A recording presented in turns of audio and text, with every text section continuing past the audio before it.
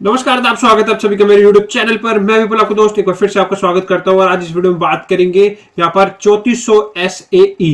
अभी तक हमने क्या बात करी थी, SRS डिस्कस कर चुके हैं, 800 की सीरीज डिस्कस कर चुके हैं, एक नए स्टैंडर्ड की सीरीज है SAE 3420।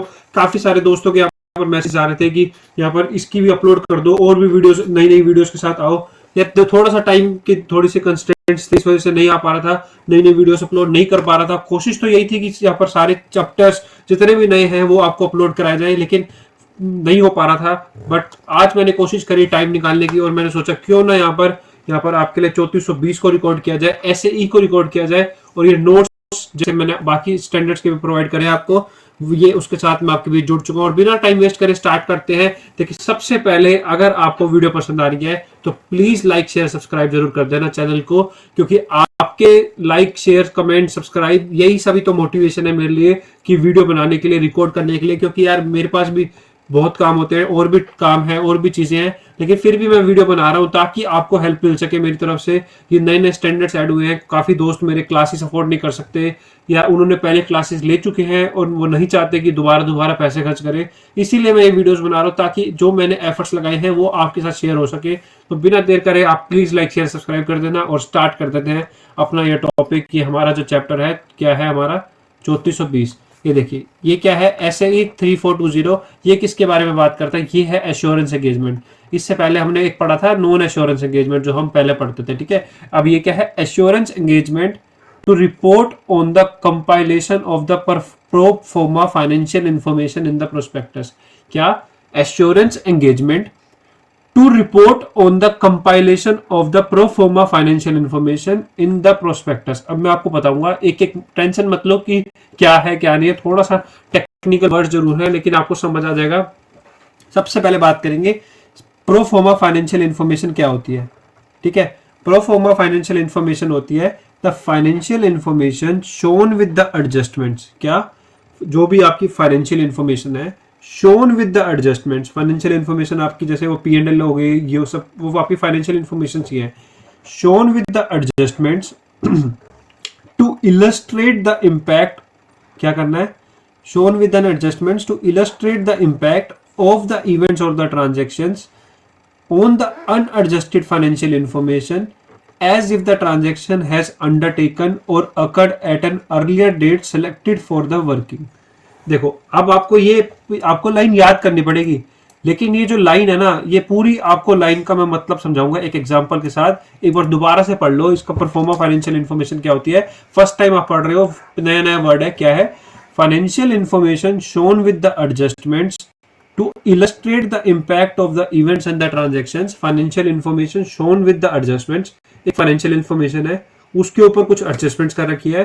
to illustrate the impact of the events and the transaction, कोई ऐसे events और transaction हैं उसका impact लेना है। जैसे कि transactions कैसे हुए हैं, events transaction मतलब example acquisition of subsidiary, ये आपने example मान के चल रहा है। on the unadjusted financial information, जो आपकी unadjusted financial information है उसके ऊपर जो इवेंट्स और ट्रांजैक्शन हुए उसका क्या इंपैक्ट है, और आपको ऐसा इंपैक्ट दिखाना है as if the transaction has undertaken at an earlier date, कि जैसे ट्रांजैक्शन एक अर्लियर डेट पे हुई हो।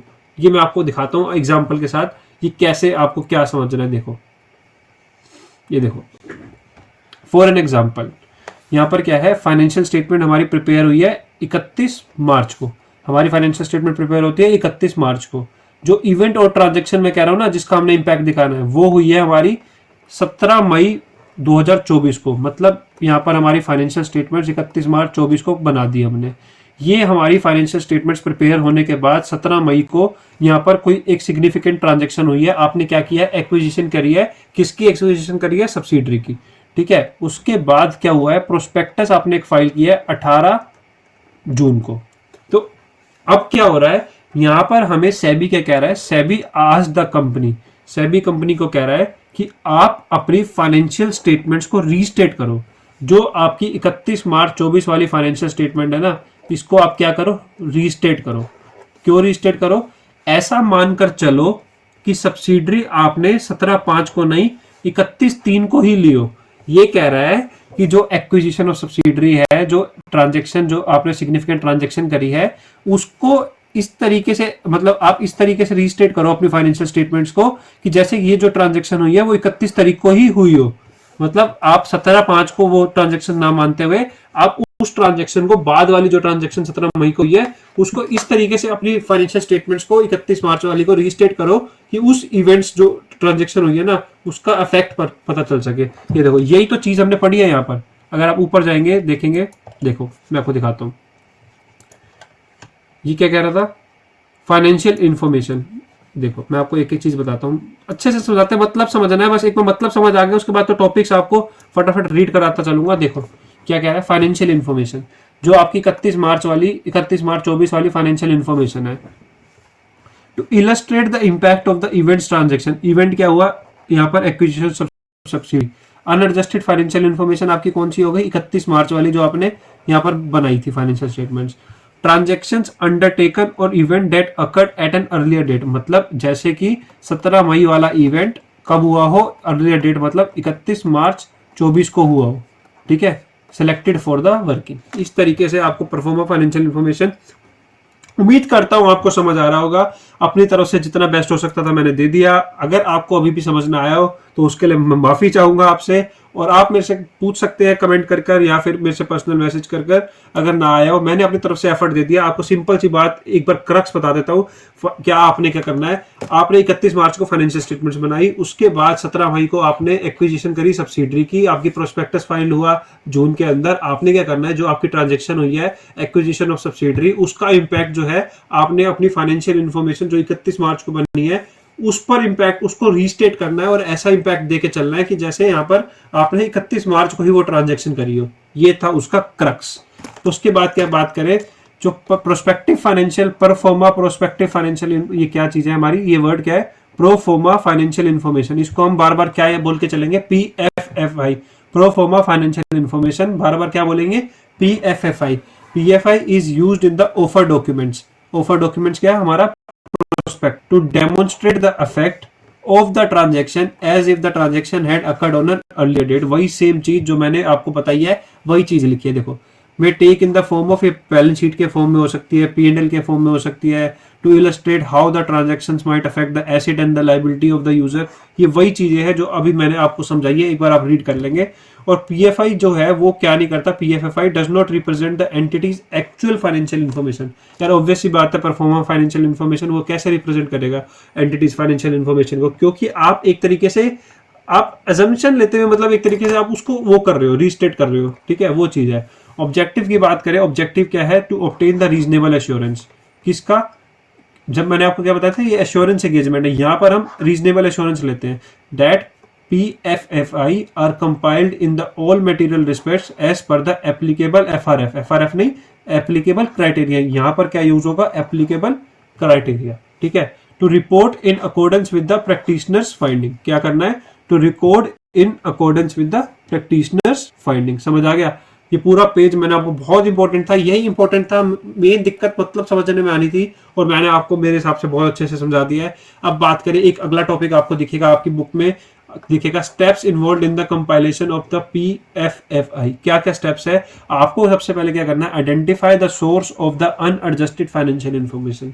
क्या करना है, identify the source of the unadjusted financial information. उसके बाद extract the unadjusted financial information from the source. पहले आपको आइडेंटिफाई करना है सोर्स, उसके बाद आपने क्या करना है, एक्सट्रैक्ट करनी है unadjusted financial information from the source. उसके बाद आपने कुछ परफॉर्मा एडजस्टमेंट्स करनी है, जो मैं आपको बता दी, एक्विजिशन ऑफ सब्सिडरी वाली एडजस्टमेंट करनी है। सबसे पहले तो सोर्स निकालना है अनएडजस्टेड फाइनेंशियल इंफॉर्मेशन का, बैलेंस शीट वगैरह जो आपकी हो गई, उसमें से आपको एक्सट्रैक्ट करना है फाइनेंशियल इंफॉर्मेशन सोर्स के अंदर में से। उसके बाद आपको कुछ परफॉर्मा एडजस्टमेंट्स करनी है। उसके बाद आपने presenting the resulting PFFI with the disclosure, जो ये प्रेजेंटिंग आपको प्रेजेंट करके चलना है ये PFFI को विद डिस्क्लोजर्स। समझ आ गई। उसके बाद बात करेंगे स्टैंडर्ड और एश्योरेंस एंगेजमेंट की। 3420 के अंदर, जैसे हमने पहले 4400 में 4410 में पढ़ा था, यही 3 टॉपिक होते हैं हमारे एश्योरेंस एंगेजमेंट एक्सेप्टेंस को लेकर, एक परफॉर्मेंस को लेकर और एक रिपोर्टिंग को लेकर। देखिए इसमें क्या है, Before accepting the engagement, the practitioner shall determine that he has the capabilities and the competence to perform the engagement. क्या determine करना है? Determine that he has the capability and the competence. Practitioner को engagement accept करने से पहले determine करना है क्या उसके पास वो कैपेबिलिटी, वो कॉम्पिटेंस है कि वो ये एंगेजमेंट को परफॉर्म कर सके।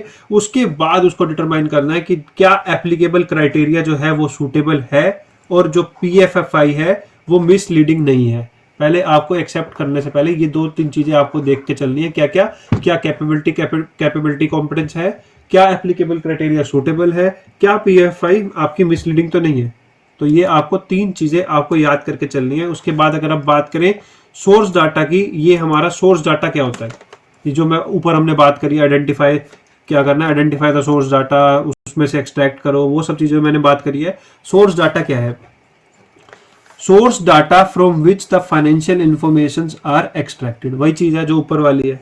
उसके बाद आपने क्या चेक करना है कि क्या जो सोर्स डाटा है आपका वो ऑडिटेड और रिव्यूड है या नहीं, या फिर नॉट ऑडिटेड और रिव्यूड है।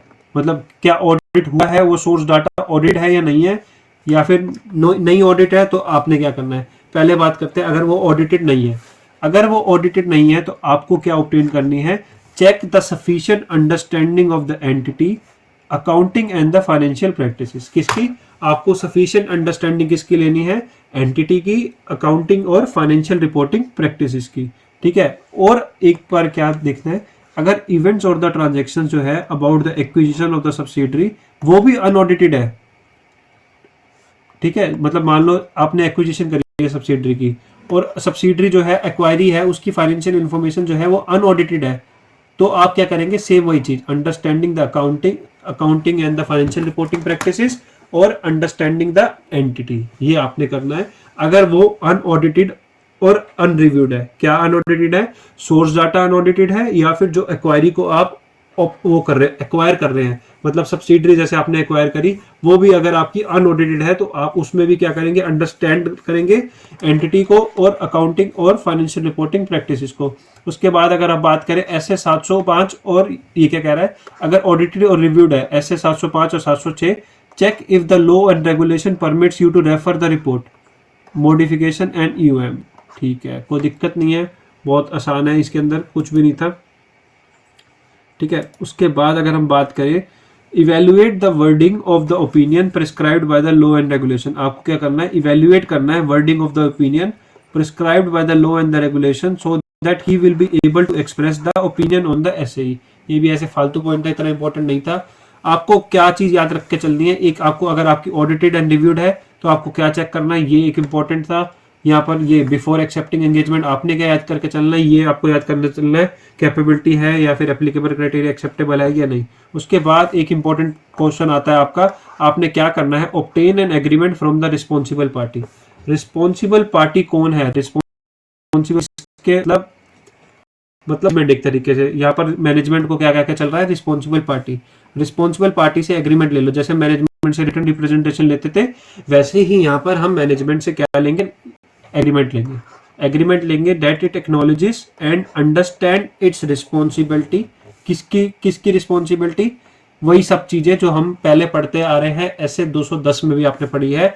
किसकी रिस्पॉन्सिबिलिटी? कि वो अपनी डिस्क्लोजिंग और describing the applicable criteria, that management is adequately disclosing and describing the applicable criteria, compiling the prospective financial information on the basis of the applicable criteria। उसके बाद ये AU वाला अपना पॉइंट AAAU, AU कर लो, 4A कर लो, किसी भी तरीके से याद कर लो। Access to all the information, any additional information, access to the appropriate individuals, unrestricted access to those within the entity. ये आपके हो गए 4 पॉइंट। एक बार दोबारा से याद कर लेते हैं, याद ही कर लेते हैं ना, क्या दिक्कत है।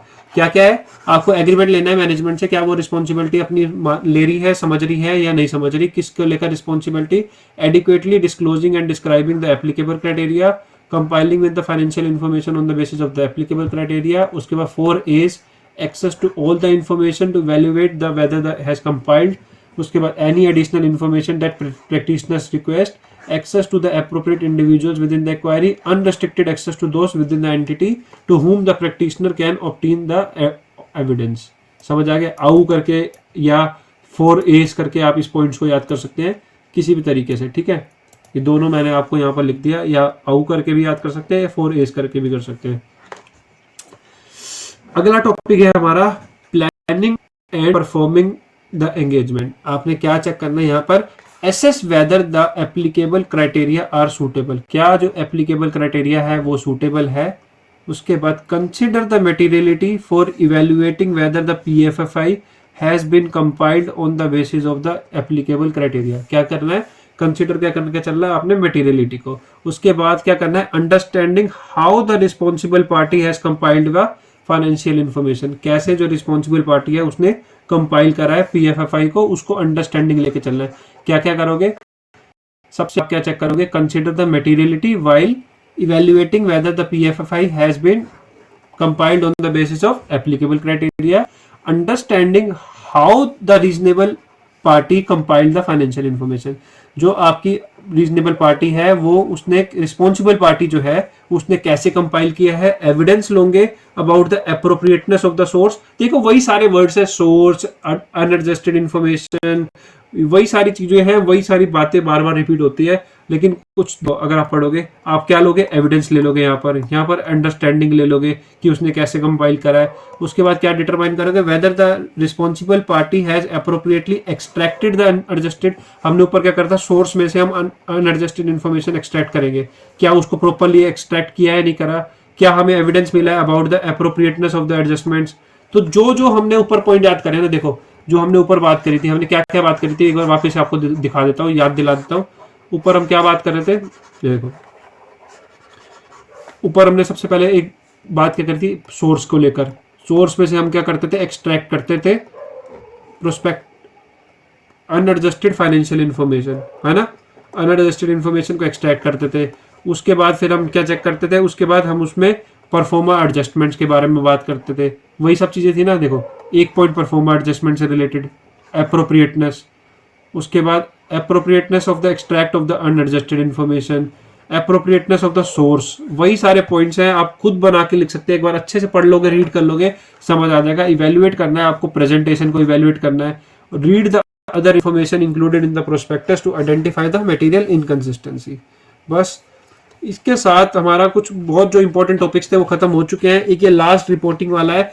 एक आप क्या करोगे, आप रिक्वेस्ट करोगे, किससे, आप रिक्वेस्ट करोगे रिस्पॉन्सिबल पार्टी से। क्या रिक्वेस्ट करोगे, डेट, वही चीजें यार, सेम वही चीजें। रिटर्न रिप्रेजेंटेशन क्या लोगे यहाँ पर, जैसे आप मैनेजमेंट से एक्नॉलेजमेंट ले रहे हो, रिटर्न रिप्रेजेंटेशन ले रहे हो, वही चीजें।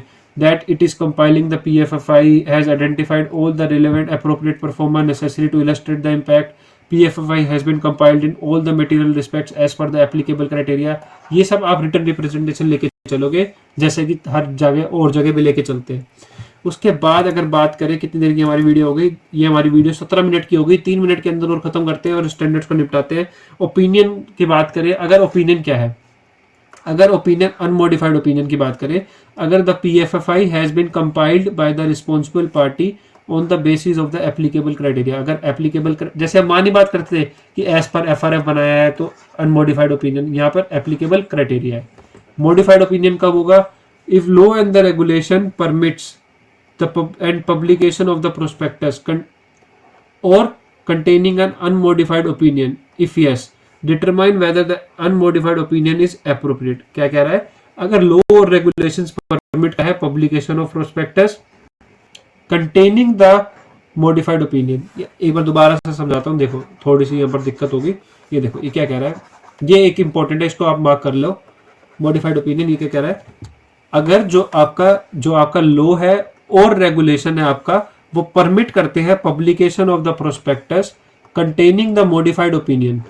अगर पहले चेक करो, yes determine that the modified opinion appropriate, if yes give the modified opinion on the prospective financial information. अगर वो परमिट नहीं करता तो डिस्कस करो matters with the responsible parties.